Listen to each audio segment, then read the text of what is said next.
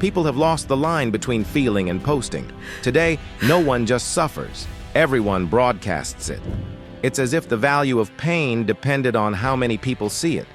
But here's what no one tells you. What is shown too much heals badly. You don't need to turn every wound into a caption. Silence isn't always weakness. Sometimes it's the smartest way to protect yourself. Because the world isn't trying to understand you. It's trying to consume you. And the more you show, the easier it is to hurt you. So ask yourself, do you want to heal or do you want to be seen? We live in a time where suffering has a stage. Pain used to be private. Now it has captions, filters, and a posting schedule. When something breaks inside us, our first reaction isn't to breathe, it's to unlock the phone. It's like relief only comes when someone sees, likes, comments, validates. But here's what no one tells you. Every time you expose your pain to gain empathy, you take away its power to heal in silence. Posting is reliving. It's reopening the wound every time your finger slides through the comments. You read, reply, defend, and without noticing, you keep the pain alive. You think you're venting, but you're feeding the monster. With each like, your brain learns, this brings me attention. Attention becomes dopamine. Dopamine becomes habit. Habit becomes a cage. You become a hostage to your own need. The truth is harsh. No one really wants your pain. They want the drama. They want to feel better by seeing someone worse. They want the curiosity of a broken heart, the taste of scandal, the fake comfort of, stay strong, you'll get through it. And the next day, they move on. You stay there, stuck in the same loop, reading the same messages, trying to fill the same empty space. Pain is not content. Pain is a process. And a process isn't solved by views. Exposure doesn't heal, it delays. Public validation doesn't make you stronger, it makes you fragile. You need to understand there are pains only silence can translate. There are wounds that close only when no one is watching. Healing in secret is power. It isn't pride, it's protection. So before you type that outburst, pause. Ask yourself, do I want to heal or do I want to be seen? Because the difference between a wound and a scar is how long you take to stop showing it to the world.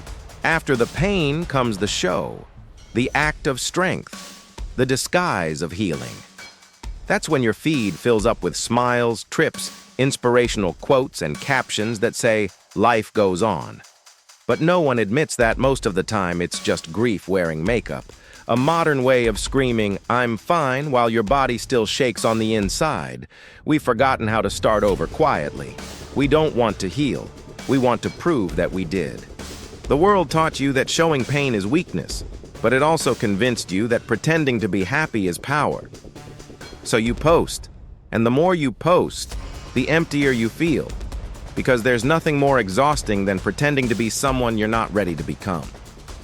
You smile for the camera, but your jaw tightens. You say you've moved on, but you still check if they're online. And the worst part? People believe it. And after a while, you start to believe it too. A lie repeated every day starts to sound like truth. Social media turned life into a stage, and the ones who bleed the most are those who try hardest to look whole. The endless, grateful, the I'm better now, the I learned from the pain, none of it is healing. It's a script. You keep trying to prove that you've evolved when all you really needed was to feel what was left behind. But feeling has become shameful. So you hide it, and the hiding becomes habit. But your soul knows the truth. It screams in the silence of the night, in the songs you skip, in the memories that come back when your phone dies. The theater of healing has an audience, but no peace. And peace doesn't come from showing that you've won. It comes from accepting that you're still rebuilding. No one needs to see your process for it to be real. No one needs to clap for your strength for it to exist. Real healing is silent. It's not shown. It's lived. So pause for a moment.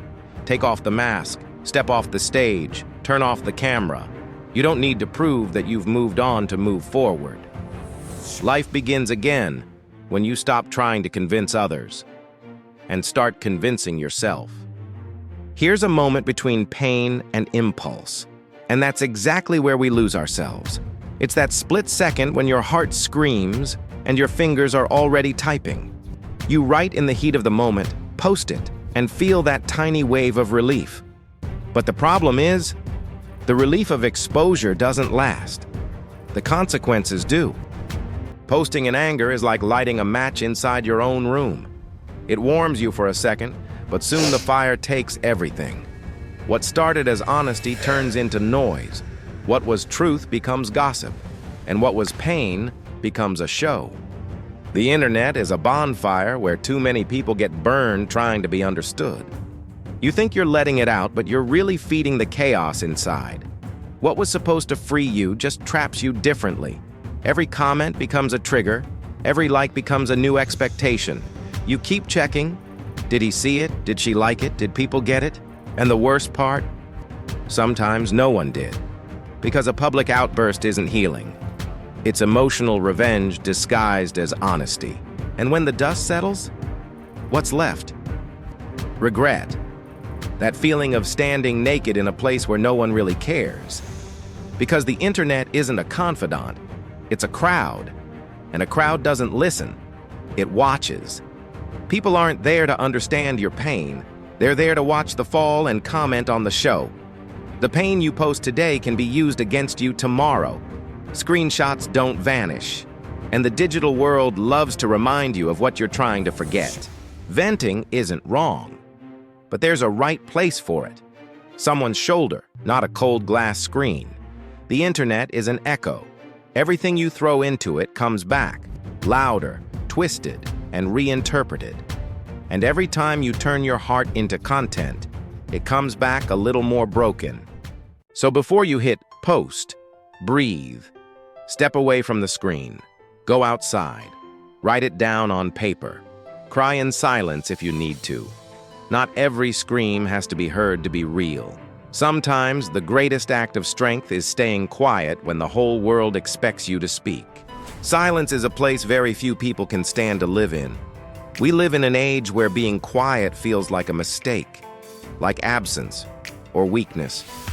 But those who learn to stay silent discover something noise never reveals, the sound of their own conscience. Silence isn't running away. It's listening to yourself. And the truth is, most people don't want to hear what's inside them. We were trained to react, to post, reply, argue, prove. But silence demands maturity. It forces you to face what's real without distractions. And that's what scares us. Because when the outer noise fades, the inner noise begins. That's where the uncomfortable questions live. Why do I need so badly for someone to see my pain? Why do I crave so much to be validated? Am I enough, or do I only exist when someone notices me? Wisdom is knowing that not everything needs to be said, and almost nothing needs to be shown. Some wounds heal better when they aren't named.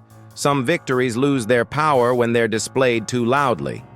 And some feelings only bloom when they're kept in silence, like seeds growing in the dark. But the modern world fears silence. It confuses calm with apathy, introspection with weakness. It wants noise, movement, constant updates. But those who live for applause forget the sound of their own soul. Staying silent is an act of power. It's choosing not to react when everyone expects you to explode. It's refusing to answer when you're provoked. It's not explaining yourself when you've been misunderstood.